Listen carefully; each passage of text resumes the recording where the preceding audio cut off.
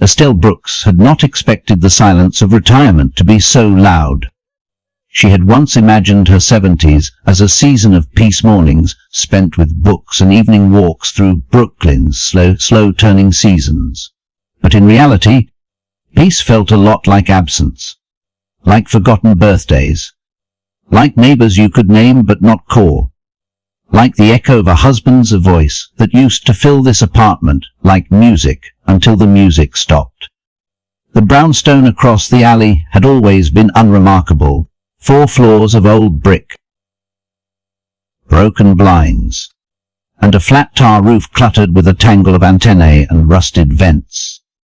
Estelle had lived opposite it for 36 years, and she could count on one hand how many times she would seen someone on its roof, until 2 weeks ago, when she spotted the dog.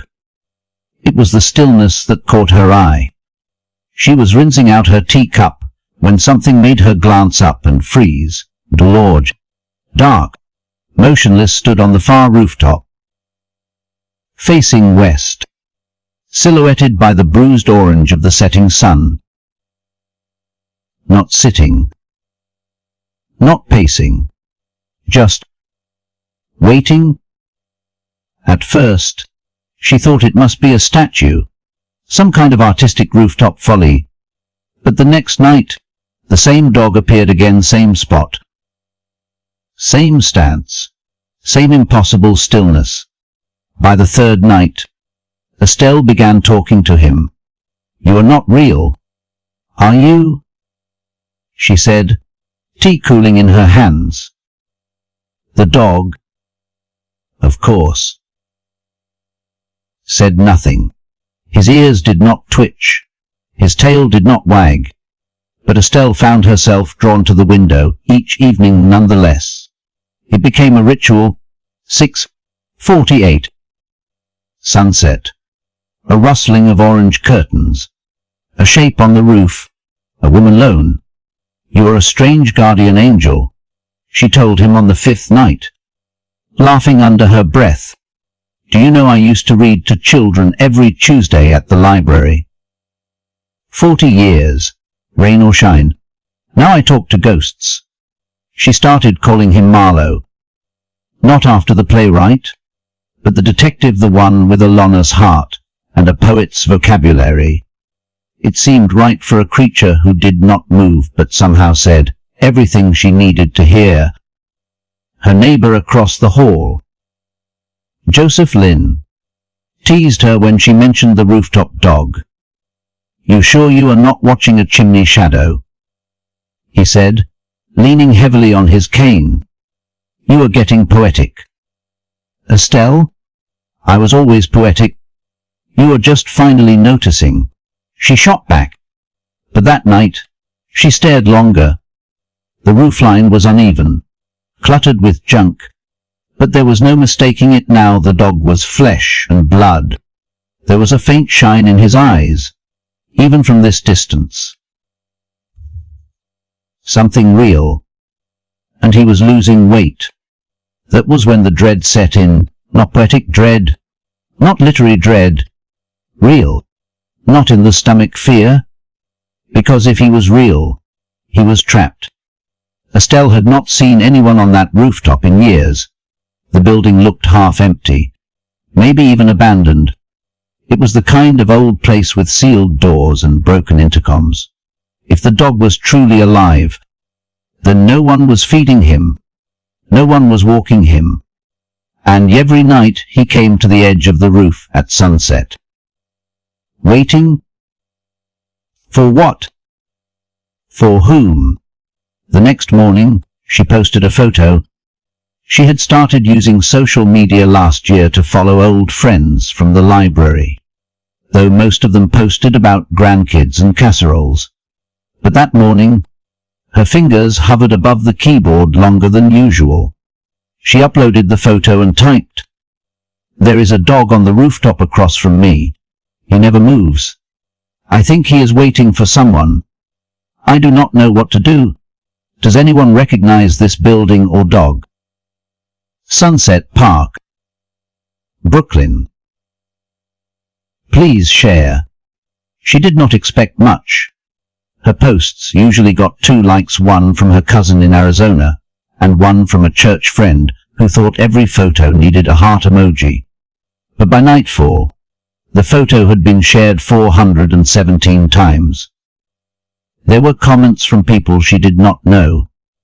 A teenager from Queens said he thought he would seen the dog months ago with a construction worker. A woman in Boston saw the building had been on the market since 2019. Someone else mentioned a Craigslist ad free dog to good home. Large. Mixed breed. Needs space. Estelle felt something she had not felt in a long time. A ripple, as if a still pond inside her had been touched by wind.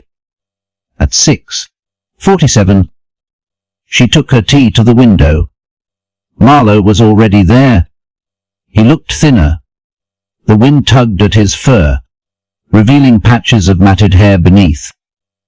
His tail, once proud, hung low and stiff. There was something wrong with his back leg. He kept shifting weight off it. But he stood all the same, tall. Waiting, Estelle spoke softly, unsure who she was trying to calm, him or herself. They are talking about you now, Marlowe. She whispered. They see you. You are not invisible anymore. As if on cue, the dog turned his head, just a few inches. Just enough. It was the first time he would moved. Estelle dropped her teacup. It shattered against the radiator, splattering weak Earl Grey across the floor. But she did not flinch.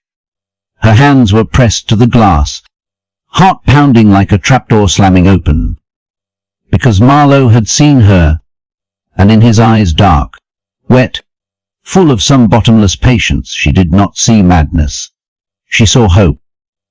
She stepped back from the window and picked up her phone. Her hands were shaking. She called Joseph Lynn first, then the building super, then the animal control non-emergency line. And when none of them picked up, she opened her laptop and began to type a second post. He moved. He looked at me. He is real. We need to help him. Behind her, the last light of sunset stretched long across the apartment floor. And on the rooftop across the alley, the dog did not turn away. Part 2. The night he turned his head. The phone rang at 7:14 p. Estelle almost did not answer. She was crouched on the floor with a dustpan, sweeping up ceramic shards and trying not to shake.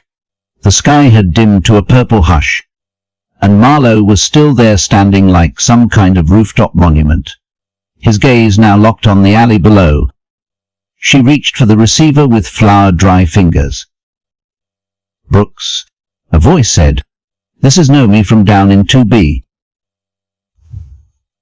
Estelle blinked.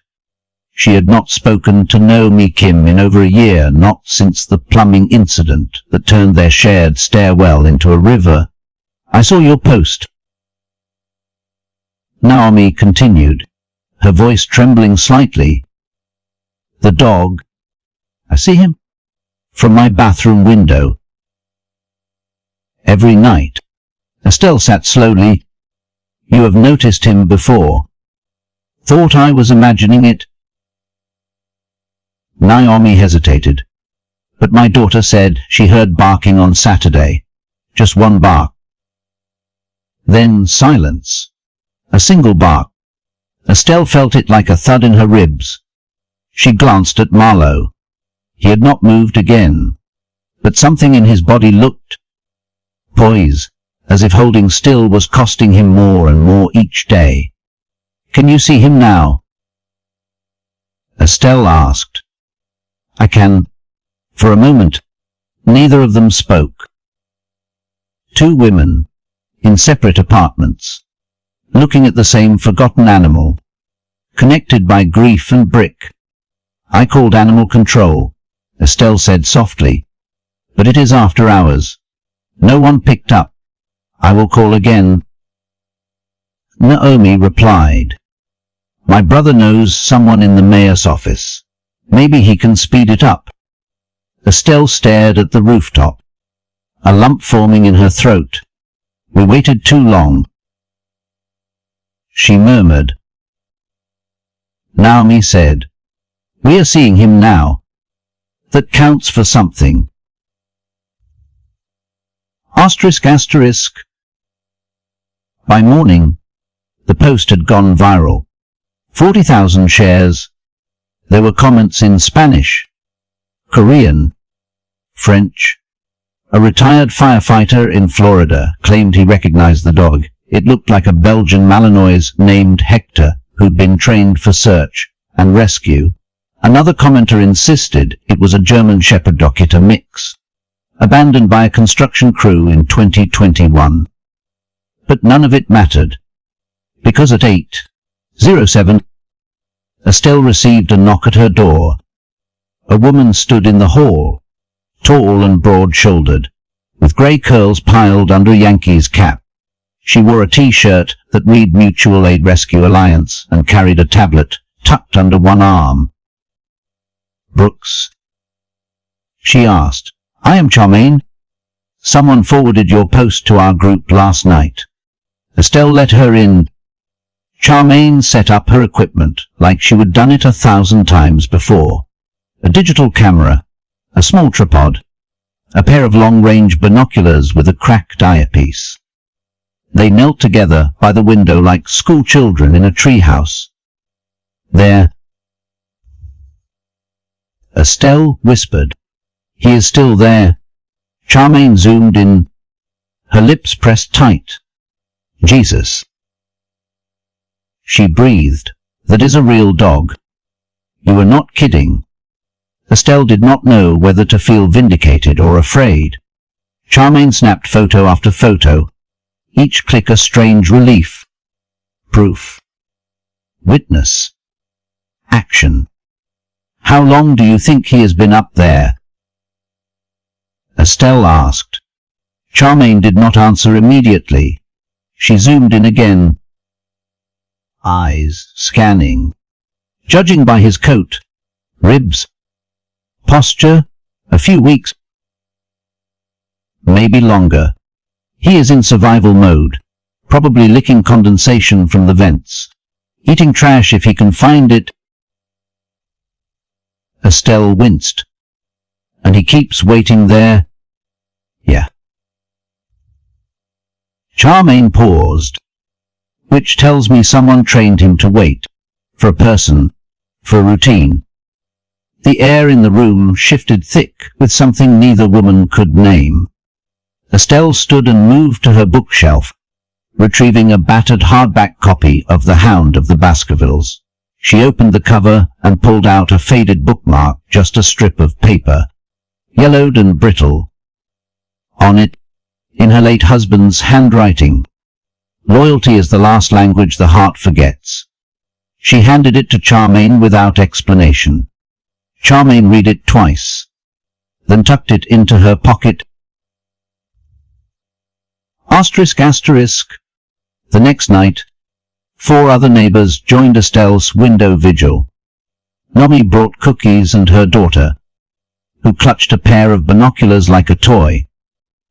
Lynn brought his old camcorder, even quiet. Patel from 3 came, saying nothing but offering to build a pulley system with snacks. They watched the rooftop in near silence. At 6:14 Marlowe appeared. His movements were slower, more deliberate, but he came. He stood in the same spot, faced the same west, waited. Joy whispered, "Why does not he leave?" No one answered her, but Estelle knew. Because sometimes you do not leave the place where you last saw love. Asterisk asterisk. That night, Charmaine climbed the fire escape of the building opposite the dog's rooftop. She carried a drone in one hand, a bag of freeze-dried liver treats in the other. Naomi filmed from her window. The video would later be shared on morning news, shows, and rescue forums around the world. But in real time, it was quiet. Just the soft mechanical whir of the drone lifting into the Brooklyn dusk. Just Charmaine's voice, whispering into her headset, guiding it gently toward the rooftop. The drone hovered 10 feet from Marlowe. He did not bark. Did T flinch? He turned his head, looked straight into the lens, and lay down, as if, finally, someone had come. Asterisk asterisk. The story spread fast. #RooftopDog trended on Twitter. A GoFundMe was started to cover rescue and vet costs. Volunteers came. City officials took notice. Even the mayor's office tweeted, "Help is on the way." But as the attention swelled, Estelle felt a knot in her stomach tighten. Because what if the dog did not survive the wait? What if they were too late? What if this sudden wave of compassion was not enough to undo weeks or months of hunger? Exposure. Loneliness. She pressed her palm to the glass. Marlowe was barely visible in the fading light. Just a silhouette. Just a shadow of something good. Nearly lost. And in that moment, she said a quiet, desperate thing aloud, to the empty room. "Please stay alive one more night." Asterisk asterisk. But when morning came, Marlowe was gone. Part 3. Gone with the morning. He was gone. Not hidden. Not curled behind a vent. Just gone. Estelle stared at the rooftop across the alley until her eyes burned. Her tea sat untouched on the windowsill. The steam already a memory. No Marlowe. Not even a shadow. Naomi called 5 minutes after sunrise. "You see him?" she asked. Asked breathlessly. Estelle's silence was answer enough. "I will check with Charmaine," Naomi said quickly. "Maybe she knows something. Maybe someone got to him last night." But Estelle did not believe that. She would watch the building until after midnight. There were no ladders, no cranes, no footsteps, only the wind, and the familiar ache of waiting. Her thoughts wandered and invited to that night 2 years ago, the night she held Harold's hand while the hospital machines slowed. The sound of him exhaling one last time still haunted her dreams, like a door closing at the end of a long hallway.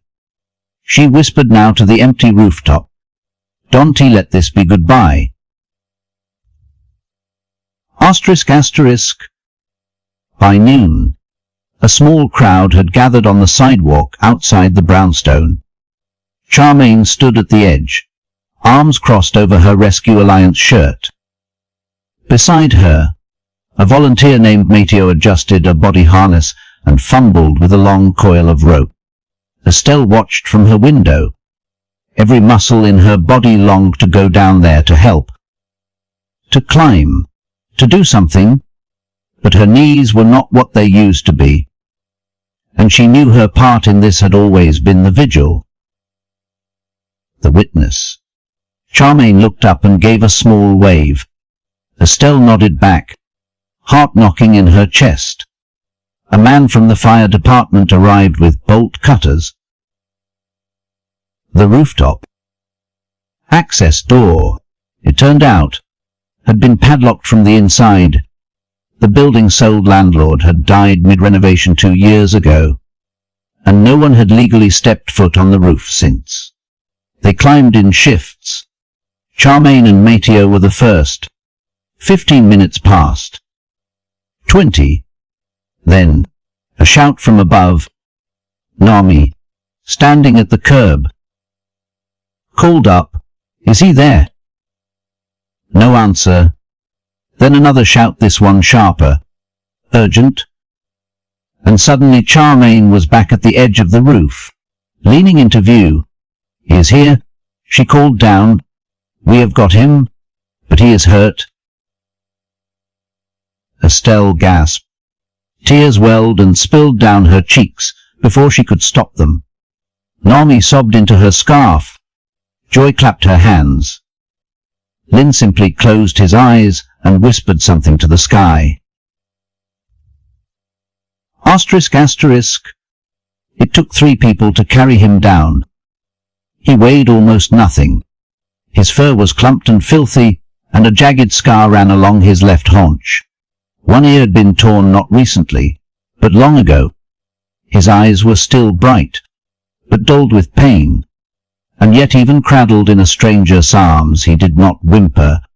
He was silent, and he was watching the faces of the people lining the sidewalk like he recognized them, like he had seen them from above, like he had memorized every voice that had whispered across the alley, night after night. When they set him gently onto the grass, Estelle stepped forward. 1 step. Then another. She knelt beside him. Bones protesting, heart hammering, and then she said, "Hello, Marlowe." His head tilted. Only slightly, but it was enough. The vet clinic was packed by afternoon. Donations poured in cash. Supplies? Volunteers. A sign taped to the glass read, "Rooftop dog. No visitors. Healing in progress." Still, people lingered outside. One woman brought dog biscuits shaped like hearts. A teen played acoustic guitar on the curb. 2 men from the neighborhood association offered to build a permanent rooftop garden in his honor when he is ready. Of course. Inside, Estelle sat in the waiting area beside Normie and Joy. Charmaine emerged from the exam room, her face unreadable. "Well?" Naomi asked, gripping Joy's hand. Charmaine exhaled. "He is malnourished. Minor muscle atrophy. Hip injury, maybe from jumping down a ledge, but no broken bones. No heartworm. No microchip." Estelle swallowed, and his mind. Charmaine's face softened. "He has been through something. You can see it in how he holds still, like he does not quite believe he is safe yet." She paused. "But he is not feral. He wants contact. He watches the door. He listens when I say his name." Naomi blinked. "You called him Marlowe." Charmaine grinned. "Well, what else would I call him?" They laughed, quiet and tender. A dog who waited. A community that listened. A name that stuck. ****. Later that night, Estelle stood once again at her window. The rooftop was empty now, just a flat grey stretch of tar and vents, a place once filled with mystery, no, just another part of the city. She missed him there, even knowing he was safe. There was something about the distance that had made the connection feel sacred. She glanced down at her old copy of The Hound of the Baskervilles. The bookmark with Harold's handwriting peeked from the spine. Loyalty is the last language the heart forgets. And now she understood. Marlowe had not been waiting for food or escape. He had been waiting for someone to remember how to see him. And someone finally had. ****. The next morning, Estelle received a message request on Facebook. A woman named Lena Kovacs. The message read, "That is my dog." Part 4. The woman who claimed him. Estelle stared at the message for a long time. That is my dog. 3 words. No punctuation. No explanation. Just the name. Lina Kovacs. And a tiny profile photo of a middle-aged woman standing beside a cluttered bookshelf. It did not feel like a troll. Trolls used emojis. Trolls shouted in all caps. This was quieter, tense, almost pleading. She clicked the profile. Lina lived in Queens. Her posts were few, a lot of shared articles about elder care, rising rents, and lost animals. One photo from 2020 showed a younger dog, chestnut and black, sitting beside a man in a wheelchair. Same eyes, same fold in the ears. It was Marlowe, or someone he used to be. Estelle picked up the phone. She did not call Charmaine. She did not call Nami. She called the vet clinic. Yes, he is resting. The text said. He had a good meal this morning. Ate every bite.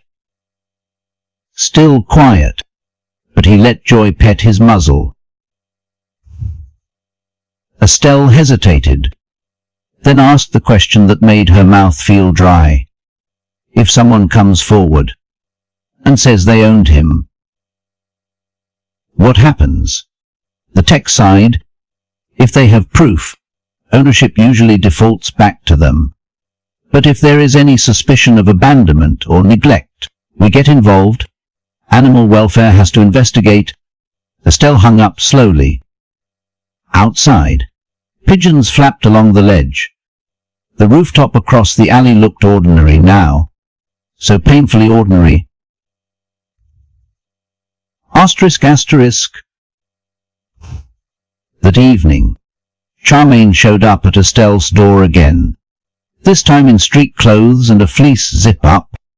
I saw the message too, she said without preamble. Lina Kovacs.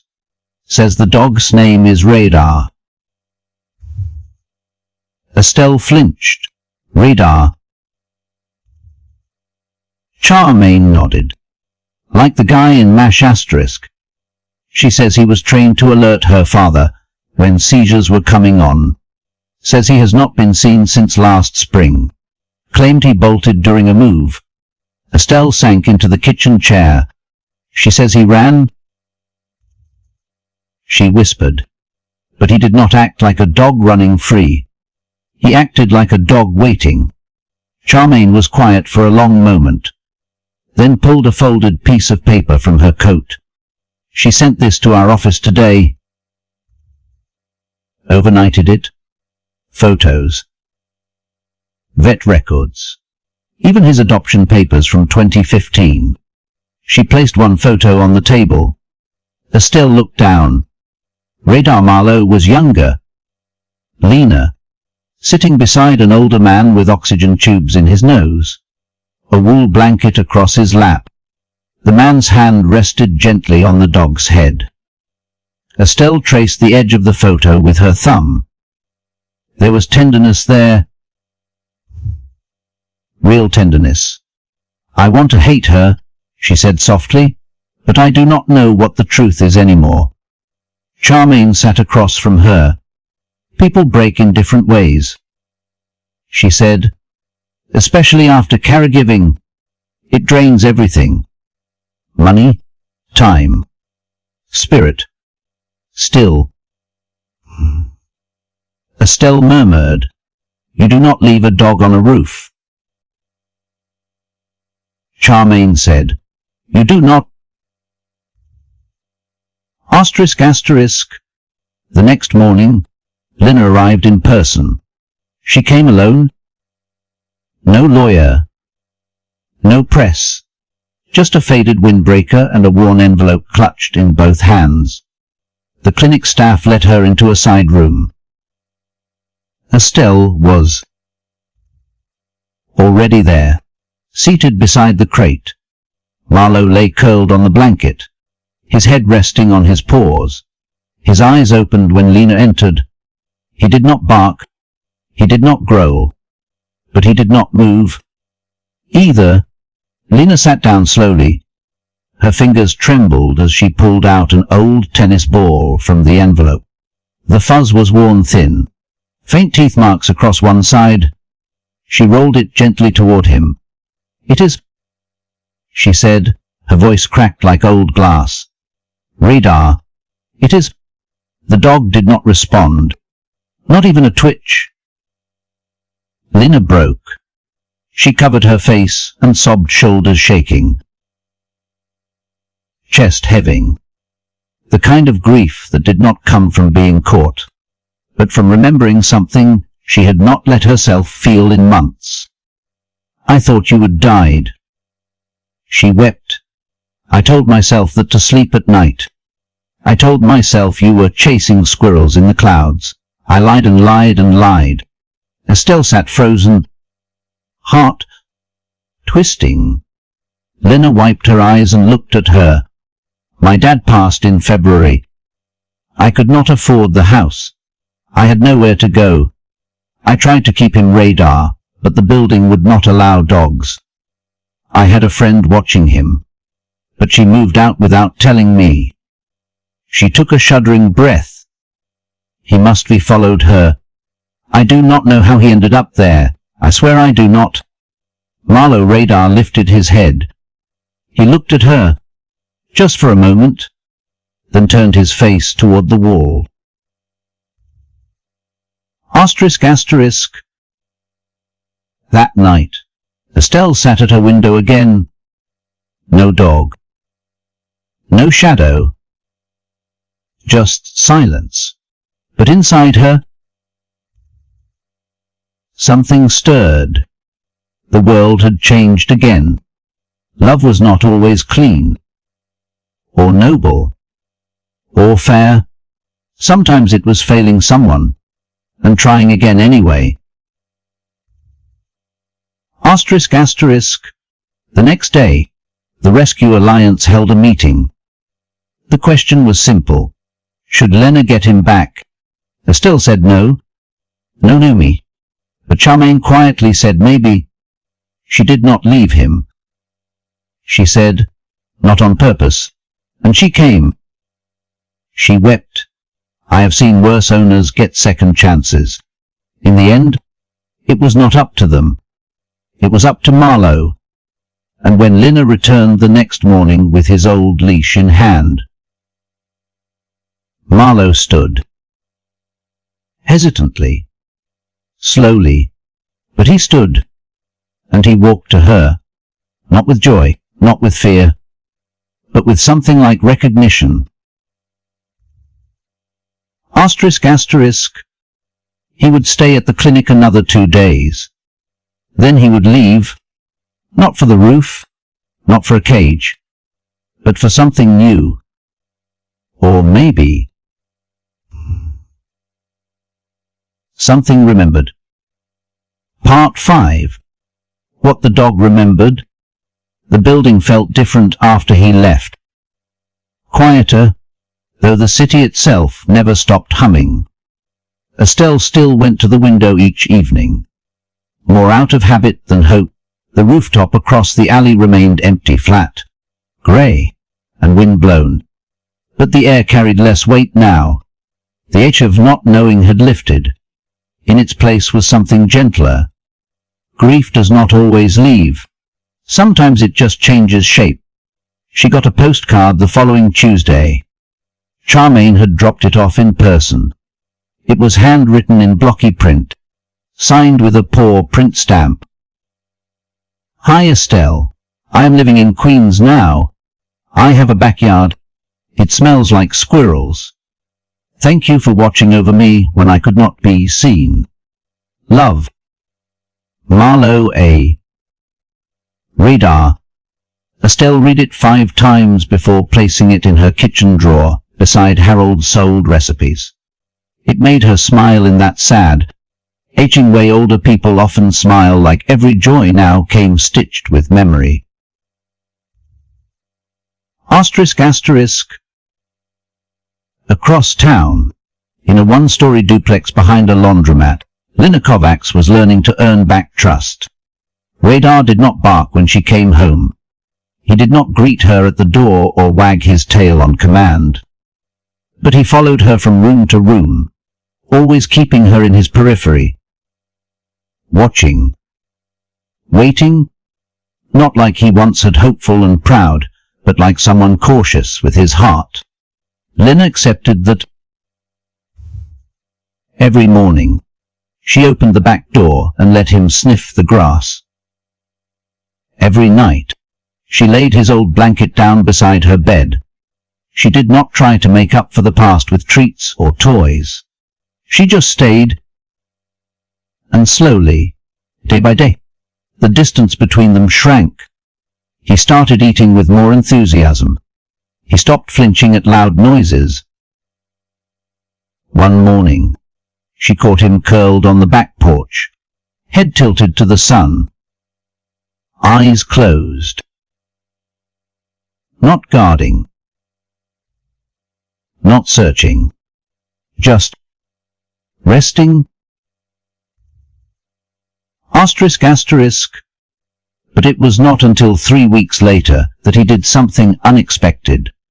Lina was in the kitchen chopping carrots when she heard it. A soft woof. Short. Questioning. She turned. Radar was standing by the front door. Tail twitching. She opened it, unsure what he wanted. And he stepped outside. Leash less. Nose to the air. He looked up at the street like it was an old book he once read, and was trying to remember. He took 5 slow steps. Then sat. Then looked back at her. Lina did not know why, but her heart twisted. She crouched beside him. Voice trembling. What are you looking for? Radar did not answer. Of course he did not. But his eyes were fixed on something just out of reach. Something she could not see. And then she realized. He was watching the sunset. Asterisk, asterisk. That night, Lina sent Estelle a message. He has not forgotten. At sunset, he still waits. Estelle sat in the glow of her apartment. Laptop open. Eyes misting. She looked across the alley one more time, then typed back. So. Asterisk, asterisk. The next day, Estelle got a surprise visitor. Joy Kim. Naomi's daughter, clutching a paper folder. She sat at Estelle's kitchen table, legs swinging from the chair. I drew him, Joy said proudly, opening the folder. Inside was a picture of Marlowe, tail slightly raised, one ear bent, sunset behind him, but there were 2 silhouettes beside him this time. A woman with curly grey hair and a child with a braid. Estelle blinked back tears. You captured him perfectly. Joy beamed. He was never just waiting for one person. He waited for all of us. Asterisk, asterisk. That weekend, the building held a small gathering on the roof. Someone brought fairy lights. Someone else set up a speaker and played old jazz. Naomi made lemonade. Lynn brought a framed photo of Marlowe and set it near the ledge. It was not a party. Exactly. More like a remembering. The kind of thing lonely people do when they realize they are not quite as alone as they thought. They laughed. They told stories. They shared casseroles and folding chairs. And when the sun dipped low, Estelle stood at the edge and raised a glass. To the rooftop dog. She said, the one who waited. They all drank. And for the first time in a long time, the rooftop did not feel empty. It felt like home. Part 6. The rooftop became a window. It started with a plant. a scraggly pot of lavender left on the rooftop by Mare, who said Marlowe had liked the smell. Estelle was not sure if that was true, but she did not question it. Something about the gesture felt right. The Nomi brought up a folding chair. "For thinking," she said. Then came joyous painted stones, each one marked with a paw print or a sunset. And suddenly, the rooftop across the alley was not just an empty space anymore. It had become a kind of shrine. No signs. No plaque. Just small, quiet things left behind by people who had once watched and waited. Now they left bits of themselves instead. Charmaine called it accidental community healing. Estelle just called it beautiful. ***.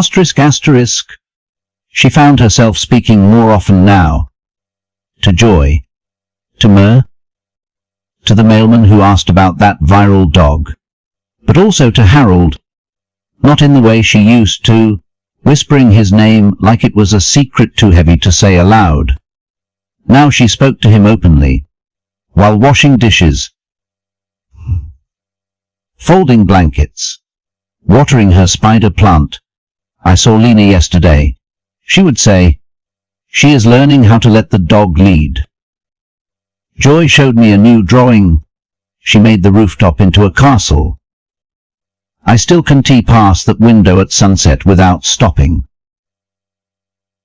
And sometimes, just, I miss you, but I am not lonely the same way anymore." ***. One evening, there was a knock at her door. Charmaine stood there, wind in her curls, holding a small cardboard box. "I was cleaning out the rescue van," she said. "Found something I meant to give you weeks ago." Inside the box was a faded collar, frayed edges, brass buckle, no tag. "He must have lost it before we found him," Charmaine said. "I thought maybe you would like to keep it." Estelle stared at the worn leather. It still smelled faintly of sun and dust and something wild. She nodded once, silently. Later, she placed it beside the old bookmark in her kitchen drawer. 2 artifacts. 2 reminders of loyalty that did not disappear, even when you were not sure you deserved it. ***.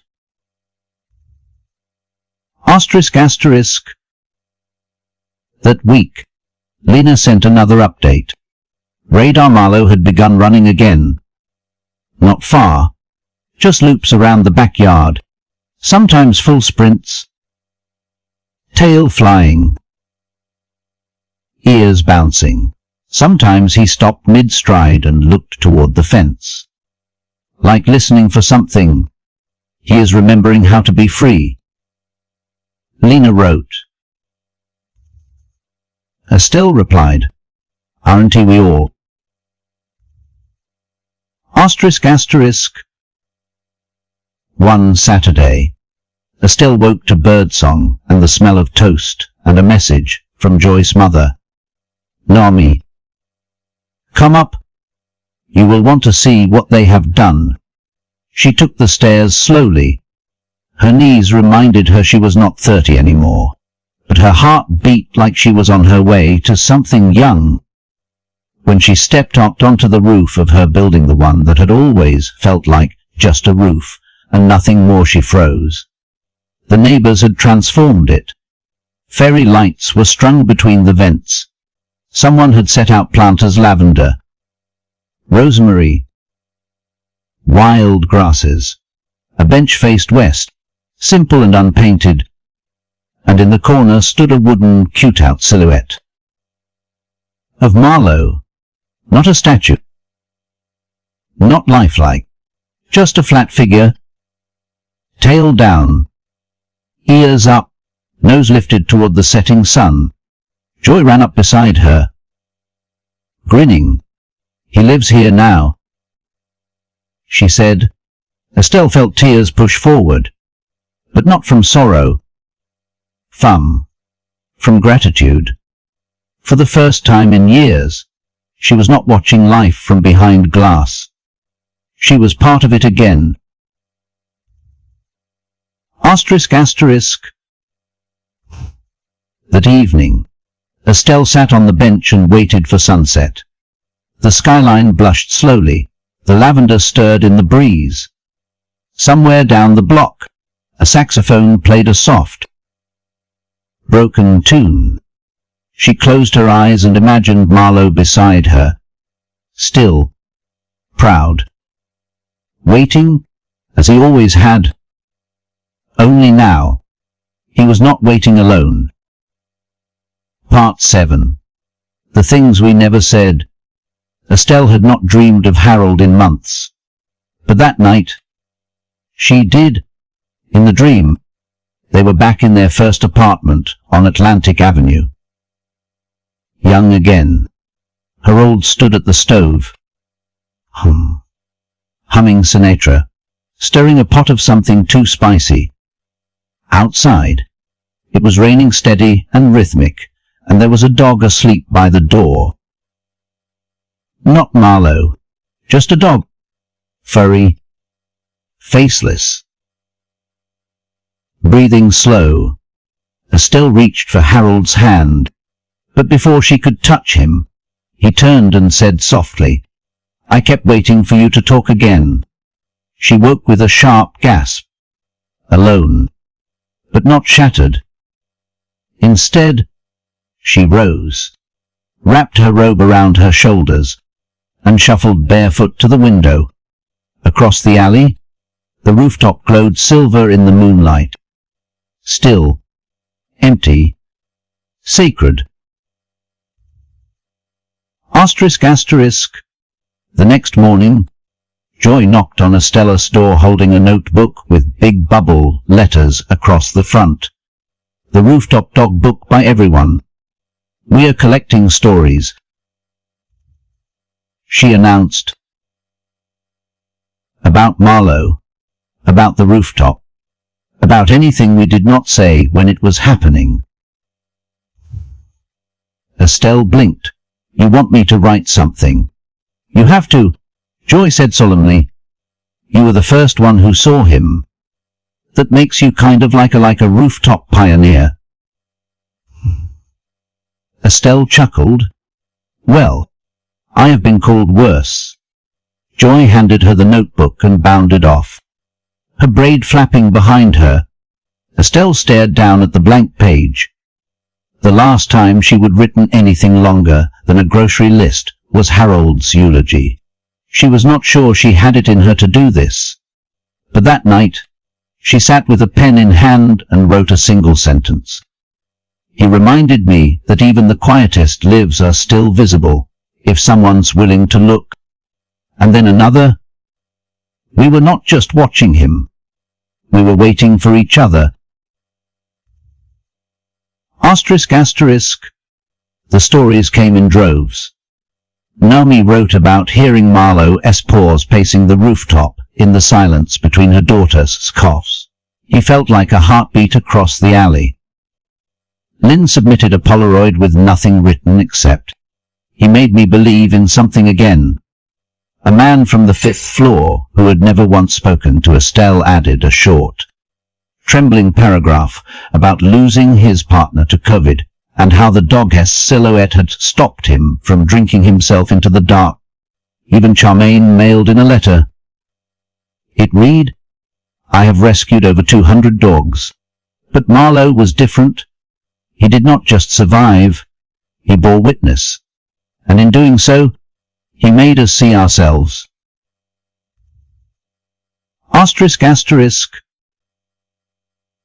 One afternoon, Estelle decided to take the subway.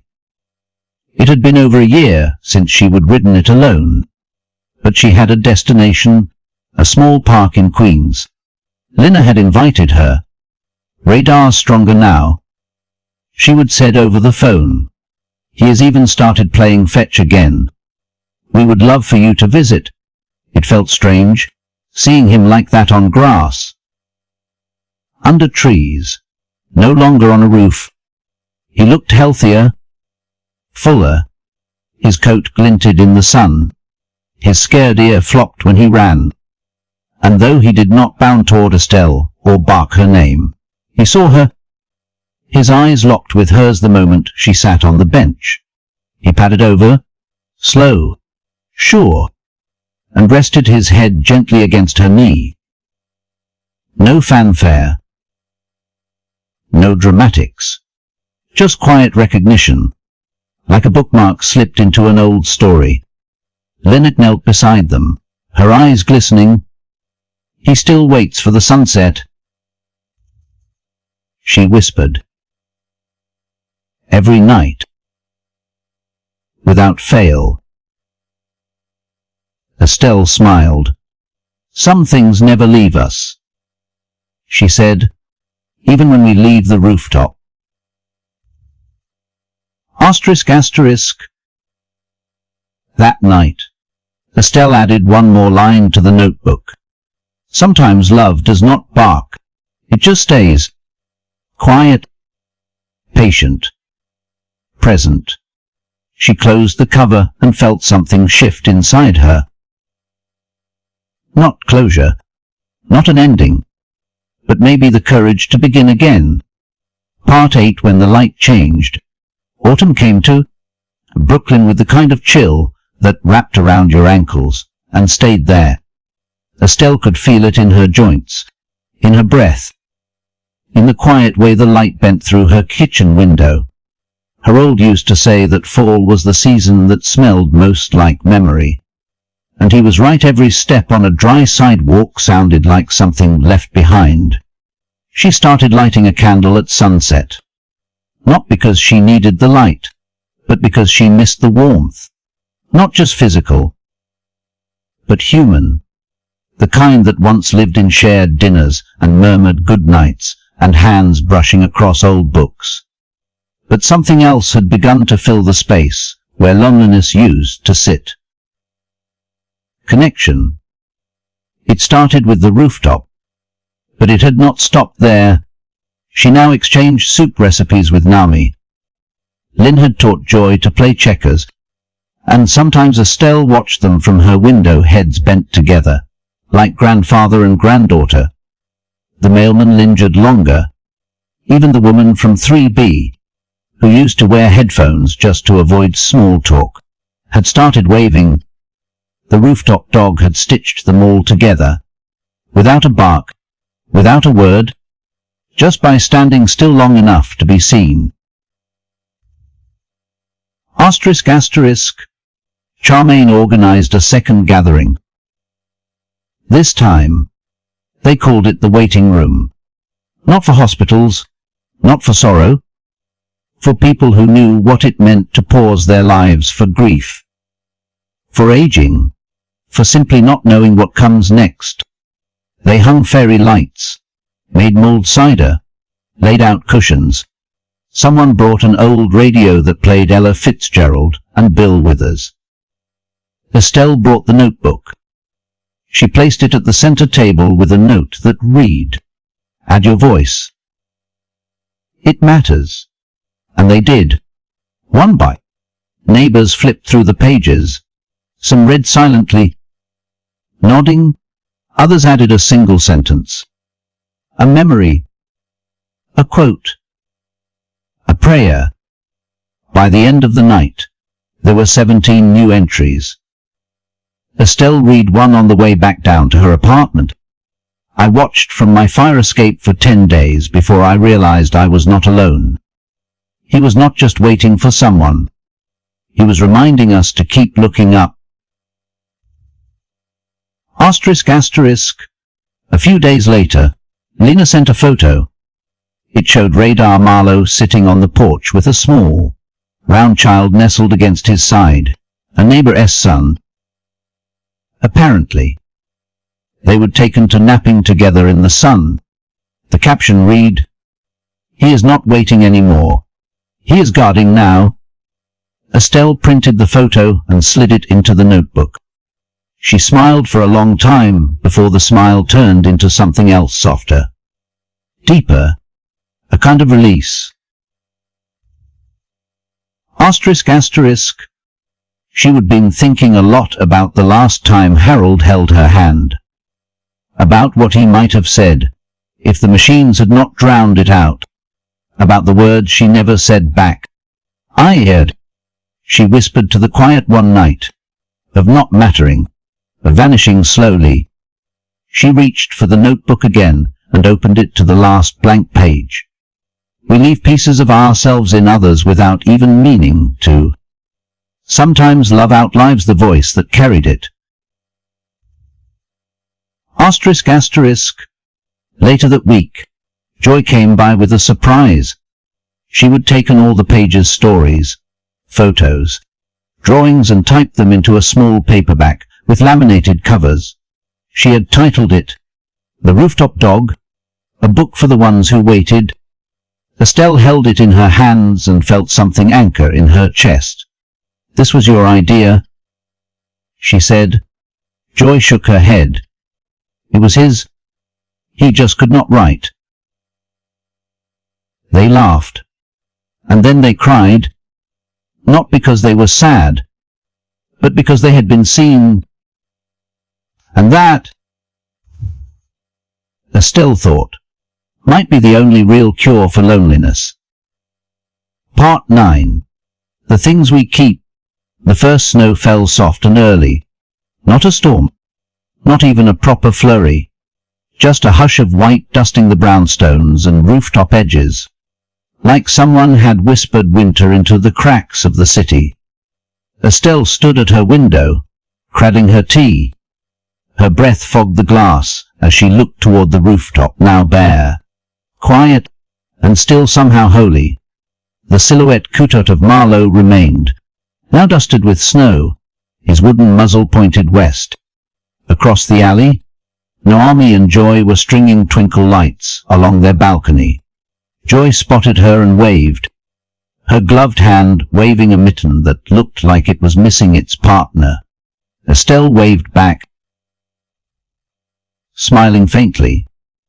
She was not afraid of winter the way she used to be. Not anymore. Asterisk asterisk. Later that afternoon, Estelle pulled down the old green shoebox from her closet shelf. She had not opened it in years. Inside were bits of Harold. His watch, still set to the wrong time, a faded concert ticket from 1974, a note he would once left in her coat pocket that read, "You are the only book I ever want to read twice." She added something new to the box that day. Marlowe, S. collar. She would wrapped it in a handkerchief, like it might break. She was not giving it away. She was keeping it with him. With them. Proof that waiting when done in love could lead to something holy. Asterisk asterisk. That evening, Naomi knocked on her door with 2 mugs of hot chocolate and an idea. "We have been talking," she said. "Some of the neighbors. Joy thinks we should read the Rooftop Dog book aloud." Estelle blinked, like a story hour. Exactly. Just like you used to do at the library. Estelle hesitated. Her hands went cold around the mug.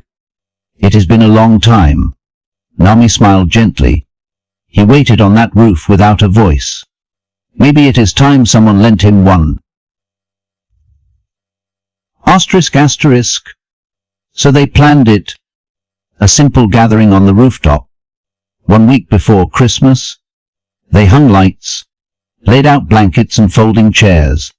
Someone brought a space heater. Someone else brought cider.